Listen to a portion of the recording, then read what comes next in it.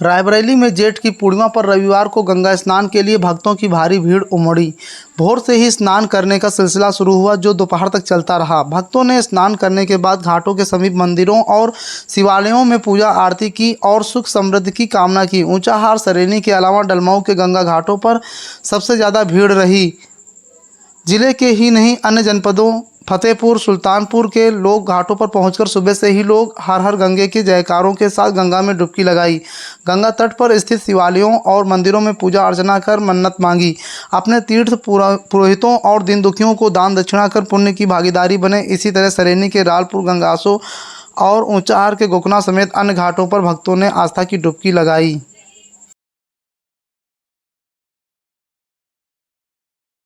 इसलिए स्नान करने का क्या महत्व है? आज जेठ की पूर्णिमा है। पूर्णिमा की वजह से यहाँ पे बहुत भीड़ होती है, लेकिन जेठ पूर्णिमा का बहुत अधिक महत्व होता है, इसलिए यहाँ पे बहुत भीड़ है। हम लोग बहुत भीषण जाम से जूझ के आए हैं। रोड पे बहुत ज़्यादा भीड़ है।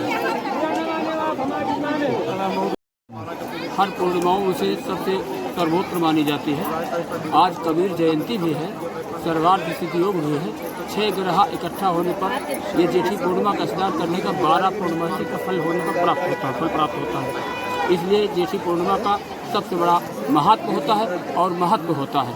गंगा स्नान करने से साल भर के जाने में अनजाने में किसी भी प्रकार से कोई त्रुटियाँ होती है, कोई गलतियाँ होती है, कोई पाप होता है, तो उसको हमारी गंगा जो है उसको नष्ट करके हमें स्वतंत्र और निर्मल बना देती है। इसी कारण से सारे लोग जिस तरह से जिसके पास शक्ति होती है, कुछ पैदल आते हैं, कुछ साधन से आते हैं, कुछ सवारी से आते हैं, कुछ एक दिन पहले ही आते हैं और गंगा माँ का दर्शन करेंगे। गंगे दर्शनात् तो मुक्ति, गंगा को दर्शन करने पर ही मुक्ति प्राप्त हो जाती है। स्नान करने से काया भी निर्मल हो जाती है। यही कारण है कि जेठी पूर्णिमा के लिए सारे लोग बिल्कुल बढ़ चढ़ करके और सब काम छोड़ करके गंगा स्नान करने के लिए आते हैं। ये गंगा मेरी माँ है, गंगा ही हमारी तरतारणी है, गंगा हमारे पाप को हरती है, गंगा हमें सुख सुविधा समृद्धि देती है, परिवार को बढ़ाती है। माँ गंगा का स्नान और माँ गंगा का दर्शन ये महत्व होता है। इसी वजह से जेठी पूर्णिमा का सबसे बड़ा महत्व होने की वजह से यहाँ पर सारे लोग गंगा स्नान करने आते हैं और आज गंगा स्नान कर रहे हैं। मैं पंडित जितेंद्र द्विवेदी, गोकर्ण पीठ का पीठाधीश्वर एवं इस गोकर्ण घाट का वरिष्ठ पुजारी हूँ, वरिष्ठ पुरोहित हूँ मैं, और माँ गंगा गोकर्ण जन कल्याण सेवा समिति का मैं जितेंद्र द्विवेदी हूँ। पंडित जी, एक चीज़ देखा गया है, गंगा स्नान करने श्रद्धालु आते हैं, लेकिन उसके कुछ नियम है, उस नियम के बारे में जानकारी जी। इसके बहुत से नियम हैं। सर्वप्रथम जो भी श्रद्धालु गंगा स्नान करना चाहता है वो घर में गंगा स्नान करके साफ वस्त्र लेकर के यहाँ पर आए और रख करके किसी प्रकार का कुल्ला, दातुन, शौचालय की क्रिया गंगा जी के तट पर कदाप न करे। अगर कुछ मान लीजिए कोई कुछ लगता है तो वो कम से कम 200 मीटर की दूर पर परिधि में वो कार्य करे। और उसके पश्चात गंगा जी में स्नान करें, सावधानी पूर्वक स्नान करें। उसमें हिलोरे ना आए, बिल्कुल शांत। जितना जल के अंदर आप लेटे रहेंगे, जल के अंदर रहेंगे, वही शुद्ध स्नान होगा।